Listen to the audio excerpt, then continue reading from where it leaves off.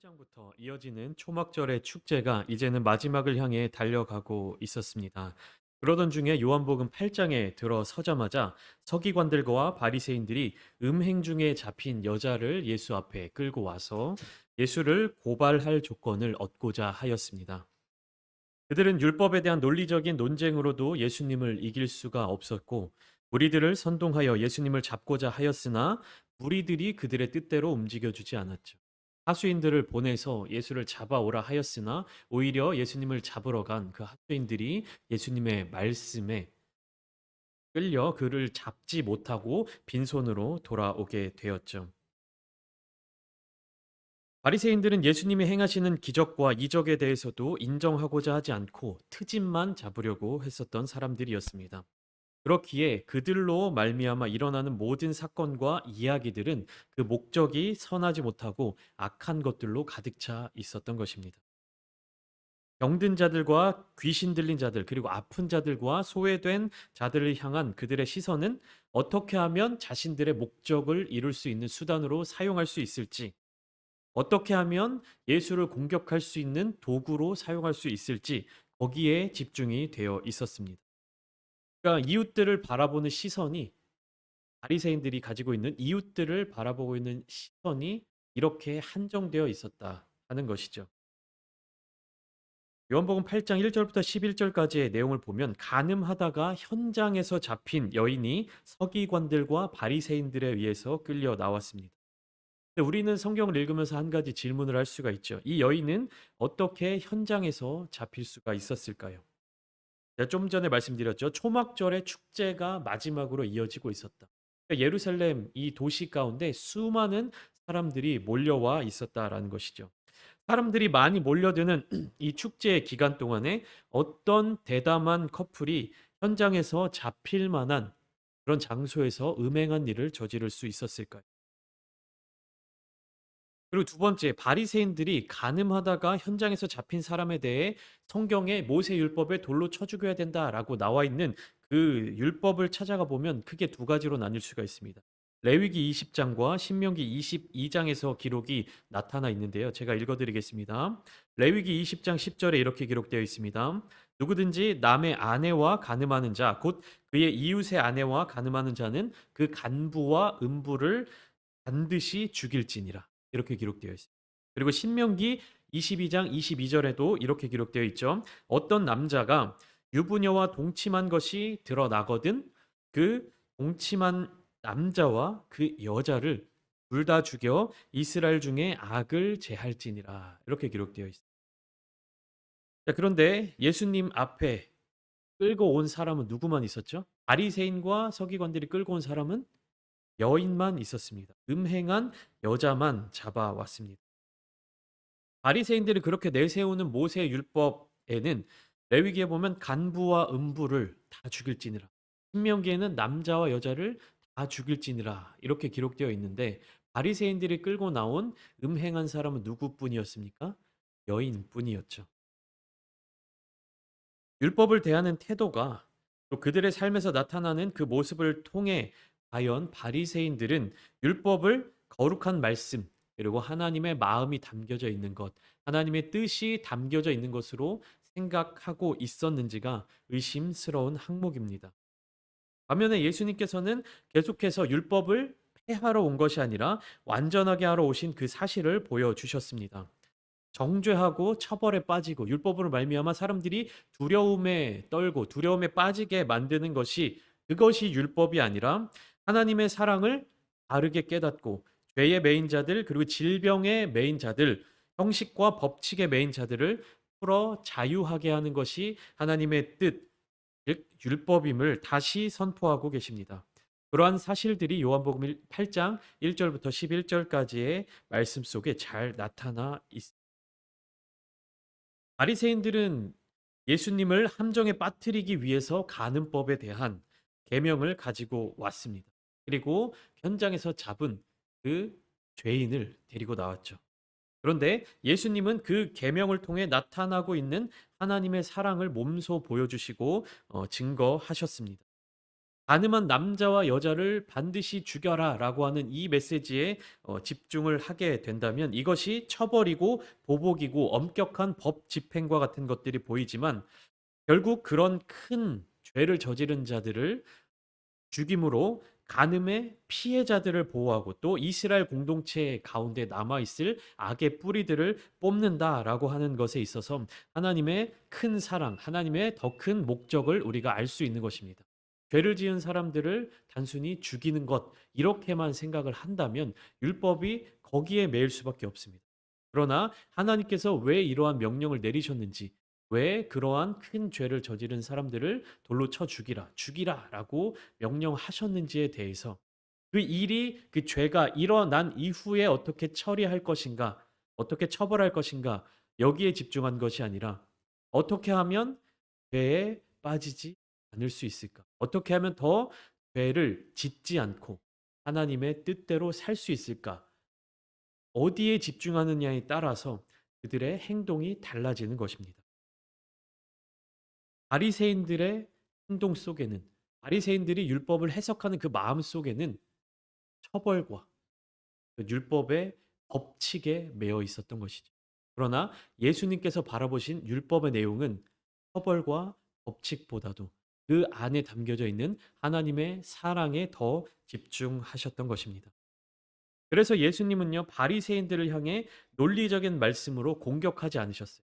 요한복음 8장 초반부의 내용 속에서 그리고 그곳에 모여든 무리들을 향해서 겉과 속이 다른 죄인들이라고 비판하지 않으셨습니다. 잡혀 나온 여인에게 또한 그녀를 정죄하거나 비난하지 않으셨습니다. 그곳에 모인 모든 사람들에게 하나님의 사랑의 마음을 전하셨을 뿐입니다.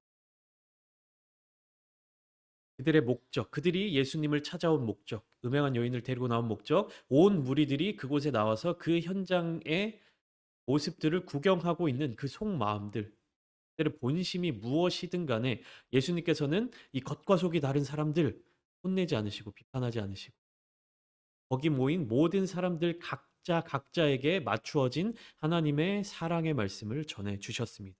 그것은 심지어 바리새인과 서기관들에게도 동일하게 보여주셨습니다. 자신을 공격하려고, 자신을 잡으려고, 자신을 함정에 빠뜨리려고 계략을 가지고 나온 그들에게도 예수님은 하나님의 사랑의 마음을 그대로 전달해 주셨던 것입니다. 오늘 본문, 오늘 함께 읽은 본문 12절에 보시면 장소가 달라지고 또 이야기의 분위기가 달라지는 것을 알 수가 있습니다. 예수께서 또 말씀하여 이르시되 나는 세상의 빛이니 나를 따르는 자는 어둠에 다니지 아니하고 생명의 빛을 얻으리라. 우리가 11절 말씀 이어서 12절 말씀에 곧바로 이 이야기가 나온다고 해서 여인 여인과 단둘이 계신 그 상황 속에서 이 말씀을 하신 것이 아닙니다. 자세히 보시면 요한복음 8장 11절 말씀 끝에 제 성경에는 이렇게 각진 반괄호가 되어 있습니다. 보이십니까? 7장 53절부터 8장 11절까지 각진 괄호가 쳐져 있어요. 여러분들 성경에도 다 그렇게 되어 있으십니까? 이것은 무엇이냐 하면 어, 번역본마다 성경의 번역본마다 어떤 성경에는 이 내용이 여기에 없었다라는 것을 의미합니다. 그러니까 사이에 끼어져 들어온 이야기다라는 것이죠. 요한복음 7장 52절부터 곧바로 오늘 본문인 8장 12절로 이어서 보더라도 큰 문제가 없다는 것이죠. 그러니까 12절 말씀이 11절에서 이어지는 것이 아니라 어디에서 이어지는 거라고요? 7장 52절부터. 그러니까 7장 53절부터 8장 11절까지 음행한 여인에 대한 이야기는 어떤 성경에는 여기에 기록되어 있고 또 어떤 번역본에는 다른 곳에 기록되어 있고 하는 부분이다라는 것이죠. 그래서 우리가 그것을 이해하고 오늘 본문 12절이 시작되는 것을 보시면 7장 52절 그들이 대답하여 이르되 너도 갈릴리에서 왔느냐 찾아보라 갈릴리에서는 선지자가 나지 못하느니라 하였더라. 이 대답에 이어서 예수님께서 8장 12절의 말씀 나는 세상의 빛이다라고 말씀하고 계신 것입니다. 세상의 빛이 곧 무엇입니까? 생명의 빛으로 연결이 되죠. 성경 속에서 빛은 구원과 연결됩니다. 그러면 반대로 어둠은 무엇과 연결될까요?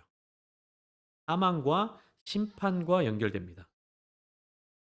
예수님의 말씀을 해석해 보면 예수님을 따르는 자는 어둠에 다니지 아니하고, 그러니까 세상에 속하지 아니하고 생명의 빛, 즉 구원의 빛을 얻게 된다라는 말씀이십니다.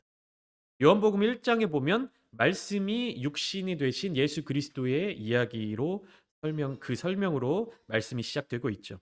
태초에 계신 말씀, 그리고 그 말씀으로 지어진 온 만물들, 즉 세상이 사람들에게 주어졌던 것입니다. 그런데 아담과 하와의 범죄로 말미암아 사람들에게 주어진 이 세상의 권세가 마귀에게로 넘어간 것이죠. 즉 이 세상이 어둠의 주관자에게 넘어갔고 어둠 속에 빠져버린 것입니다. 그러던 중에 세상의 빛 되신 예수님이 이 땅에 오신 사실을 요한복음을 저술한 기자는 이렇게 선포하고 있는 것입니다. 그래서 요한복음 1장 4절과 5절에서 사도 요한은 이렇게 이야기하고 있죠. 그 안에 생명이 있었으니 이 생명은 사람들의 빛이라 빛이 어둠에 비추되 어둠이 깨닫지 못하더라. 요한복음 1장 4절부터 5절 말씀인데 빛이 어둠에 비추었다. 이 말은 예수님께서 세상 가운데로 나아오셨다. 그런데 어둠이 어떡합니까? 깨닫지 못하더라. 그러니까 어둠, 세상에 속한 자들이 예수님, 구원자, 그리스도가 이 땅에 우리를 위해서 오셨다라는 사실을 깨닫지 못한 것이죠. 에베소서 6장 12절 말씀 우리가 잘 아는 말씀이죠. 우리의 씨름은 혈과 육을 상대하는 것이 아니요 통치자들과 권세들과 이 어둠의 세상 주관자들과 하늘에 있는 악의 영들을 상대함이 기록되어 있습니다. 이 어둠의 세상 주관자, 이 어둠과 맞서서 생명의 빛 되신 예수님께서 이 땅에 찾아오신 것입니다. 그리고 그 자신만 생명의 빛으로 빛나는 걸로 끝내시는 것이 아니라 모인 제자들, 예수님을 따르는 사람들, 예수님의 삶을 뒤쫓아 가기로 결단하는 그 사람들을 향해서 무엇이 되라고 말씀하시냐면 마태복음 5장 14절부터 16절까지 나타나 있습니다. 우리 시간이 조금 걸리지만 같이 한번 찾아보시면 좋겠습니다. 마태복음 5장 14절로부터 16절까지의 말씀입니다. 예수님께서 생명의 빛이다라고 말씀하셨는데 그냥 예수님만 생명의 빛으로 끝나는 것이 아니라 제자들을 향해서 또 예수님을 따르기로 결단하는 사람들이 어떻게 돼야 되는지 이렇게 말씀하셨습니다. 우리 함께 14절부터 16절까지 한 목소리로 읽어보겠습니다. 시작. 너희는 세상의 빛이라. 산 위에 있는 동네가 숨겨지지 못할 것이요 사람이 등불을 켜서 말 아래에 두지 아니하고 등경 위에 두나니 이러므로 집안 모든 사람에게 비치느니라. 이같이 너희 빛이 사람 앞에 비치게 하여 그들로 너희 착한 행실을 보고 하늘에 계신 너희 아버지께 영광을 돌리게 하라. 아멘. 예수님이 말씀하시죠. 너희는 세상의 빛이라. 그래서 16절에 뭐라고 말씀하십니까? 이같이 너희의 그 빛이 사람 앞에 비치게 하여 그들로 너희 착한 행실을 보고 하늘에 계신 너희 아버지께 영광을 돌리게 하라. 예수님께서 분명하게 이렇게 말씀하고 계십니다. 너희도 세상을 비추는 빛이 되어라. 그래서 너희 착한 행실을 보고 사람들이 하늘에 계신 하나님 아버지께 영광을 돌리게 만들어라. 예수님께서 이렇게 명령하십니다. 단순히 빛이신 예수님만을 바라보고 빛이신 예수님만을 믿고 거기에서 신앙생활하고 그렇게 살아가는 것이 아니라 이 어둠이 가득한 어둠 그 자체인 세상 가운데로 나아가서 어떻게 하라고요? 너희가 빛이 되어서 그 세상을 비추어 살아가라 명령하시는 거예요. 어둠으로 가득 찬 이 세상 속에서 빛을 비추기 위해서는 어떻게 해야 됩니까? 우리 자신이 세상을 비출 만한 큰 빛이 되어야 되는 거예요. 우리의 힘만으로는 안 됩니다. 우리의 능력만으로는 그렇게 할 수가 없어요. 우리 안에 누가 계셔야 됩니까? 예수 그리스도. 예수님께서 우리 안에 계셔야, 그리고 온전히 우리가 그 예수 그리스도의 말씀으로 살아가야 이 어둠을 비출 수 있는 빛이 된다는 것이죠. 그 생명의 빛, 세상을 비추는 빛을 주시기 위해 예수님께서 이 땅에 오신 거예요. 율법을 배우고 율법을 가르치는 바리새인들이 그 율법에 매여서 그 율법을 열심으로 살아가지만 결국에 그들의 삶은 어떤 삶입니까? 이 세상 가운데 빛을 비추는 삶이었습니까? 빛을 비추지 못하는 삶이었죠. 자기 의에 빠져서 자기만 빛내려고 노력하는 삶이었던 것이죠. 그렇기 때문에 그들은 죄인을 보면서, 세리들과 창녀들을 보면서 조금이라도 율법을 어기고 율법을 잘 지키지 못하는 사람들을 보면 그들과 비교하여 자신들을 우위에 놓고 우월감에 빠져 살아가지 않았습니까? 예수님께서 계속해서 가르치셨던 것 바로 이것입니다.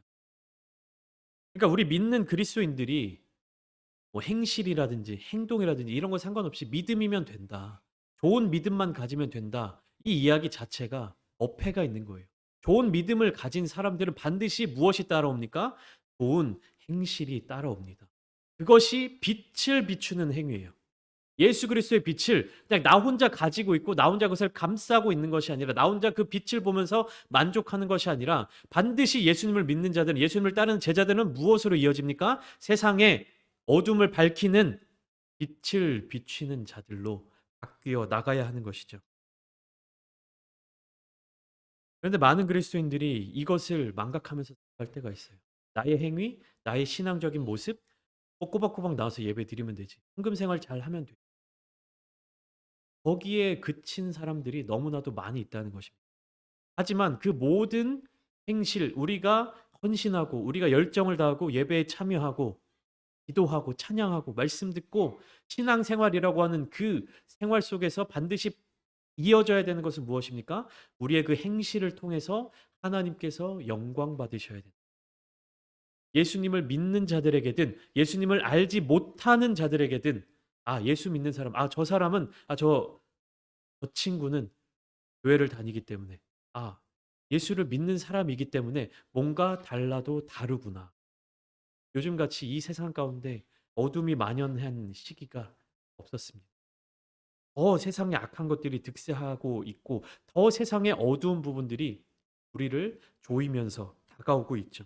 이럴 때 정말 빛나는 그리스도인들은 그 어둠에 묻혀서 어둠과 함께 살아가는 사람들이 아니라 그 어둠을 물리칠, 그 어둠을 이겨낼 빛을 발하는 사람들인 것이죠.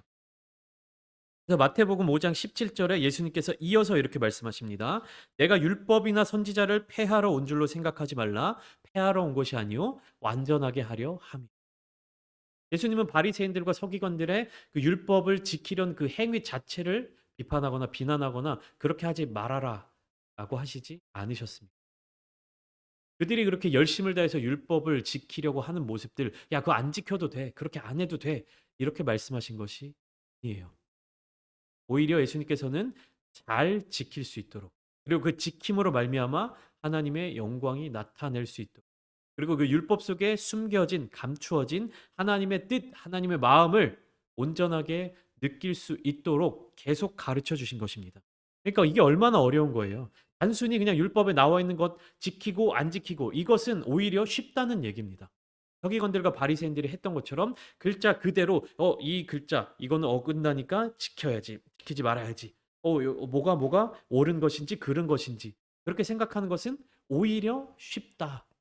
반면에 그 율법 속에 담겨진 하나님의 그 사랑의 마음, 하나님의 그 뜻을 우리가 더 해석하고 더 우리가 느끼고 그것을 전하고 그것을 나타내 보여줄 수 있을 만큼 우리의 행실을 바로잡는 것. 이것이 더 어려운 것이죠.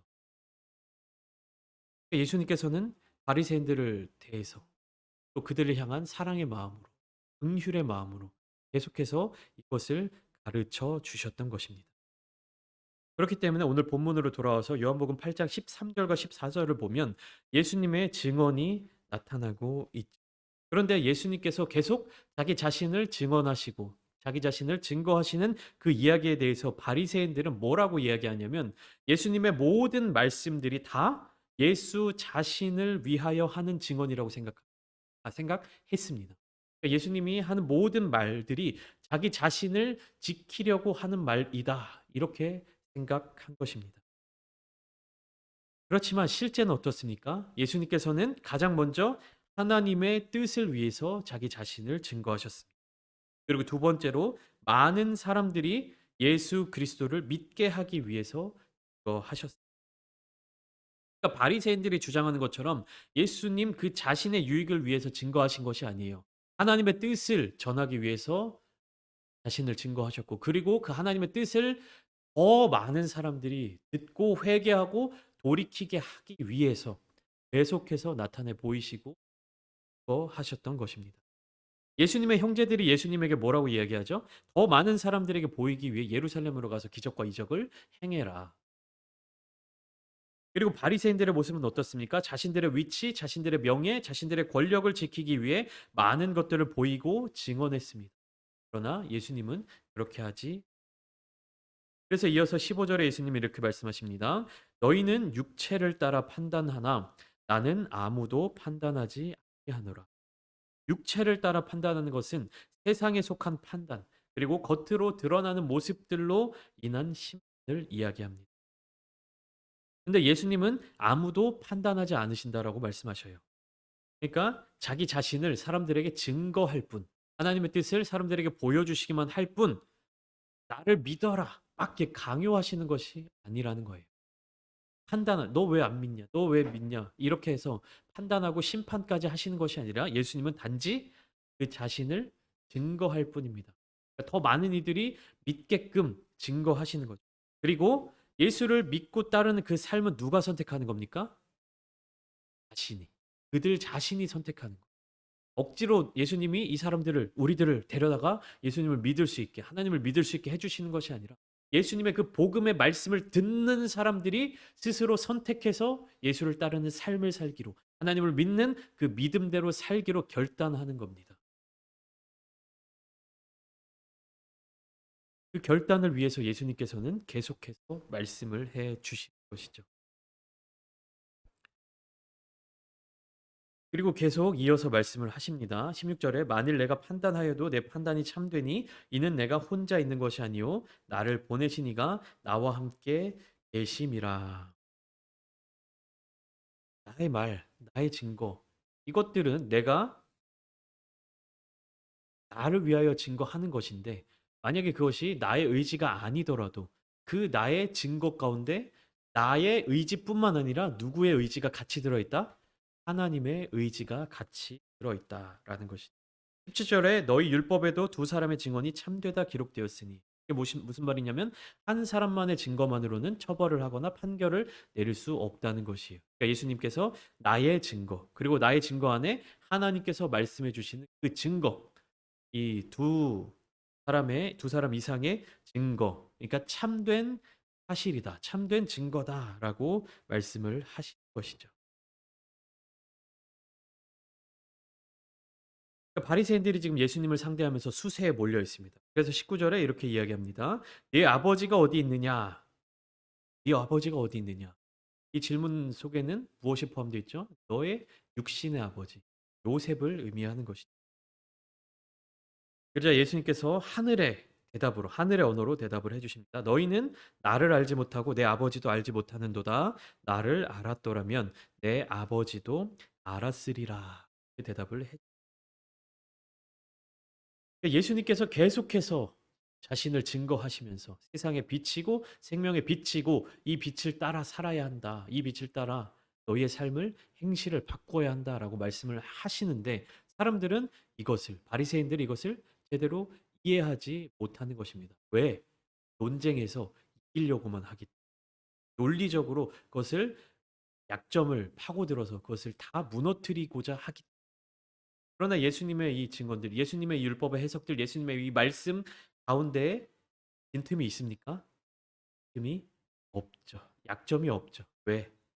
하나님과 함께 하신 하나님의 말씀이시고 또 예수님 그분 자신이 성자 하나님이시기 때문에 그러니까 뒤에 이어지는 모든 이야기들 속에서도 바리새인들은 예수님의 말씀을 이해를 하지 못해요. 그렇다고 해서 이해가 안 되고 그냥 이해하지 않더라도 믿으려고 하냐? 믿지도 않아요. 그러니까 논리적으로 계속 예수님을 공격하려고만 하기 때문에 바리새인들은 구원에 이르지 못하는 것입니다. 22 절에 보면 유대인들이 이르되 그가 말하기를 내가 가는 곳에 너희가 오지 못하리라 하니 뭐라고 생각합니까? 그가 자결하려는가? 예수님이 "내가 가는 곳에 너희는 오지 못할 것이다." 말씀하시니까 유대인들이 이해하는 바는 뭐예요? 예수님은 하늘의 것으로 말씀하셨는데 "저가 자결하려는가?" 이렇게 얘기하죠. 25 절에 그들이 말하되 "네가 누구냐?" 예수께서 이르시되 "나는 처음부터 너희에게 말하여 온 자니." 이렇게 대답을 하셨어요. 그러자 27 절에 그들은 아버지를 가리켜 말씀하신 줄을 깨닫지. 너무나도 안타까운 상황들이 이어지고 있는, 예수님께서는 다른 목적 없이 하나님의 뜻, 하나님의 그 마음을 전하시고 그 자신을 증거하고 계시는데 정말 그 복음이 필요한 사람들, 정말 그 복음으로 말미암아 구원에 이르러야 하는 그 사람들이 어떻게 됩니까? 깨닫지 못하고 이해하지 못하고 그리고 믿으려고 하면서 구원자로 오신 예수님을 계속해서 공격하고 있는 것입니다. 우리가 예수님을 믿는다고 할 때, 우리가 신앙 생활을 한다고 할 때 점점 더 믿으면 믿을수록 내 속에 지식이 쌓일수록 아는 것이 많아질수록 이러한 위험에 빠질 가능성이 커. 바리새인들이 왜 이러한 위험에 빠졌습니까? 가장 율법을 많이 아는 자들이 교만했기 때문에.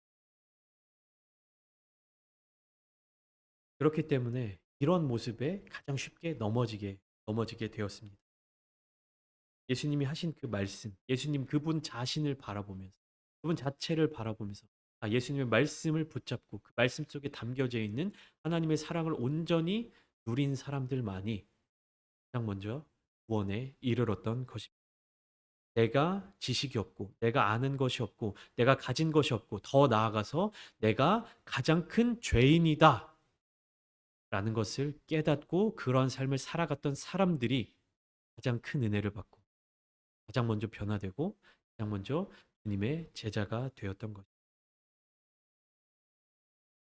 오늘 이 시간 함께 기도하실 때 하나님 우리 마음속에 혹시나 남아져 있는 교만한 마음, 또 다른 사람들을 판단하는 마음, 하나님의 말씀을 온전히 하나님의 마음으로 받아들이지 못하고 그것을 해석하고 다른 의미를 부여하고 뭐 거창한 것들로 받아들이려고 했던 모습들이 있다면 하나님 이 시간 우리가 기도의 자리 가운데 온전히 주님만을 바라보기를 원합니다. 하나님의 그 마음을 깊이 깨달아 알기를 원합니다. 우리가 기도하는 이 짧은 시간 가운데 주님을 나타내 보여주시고 세상의 빛으로 오신 생명의 빛으로 오신 예수님을 우리가 온전히 사랑하며 살아가게 하여 주시옵소서.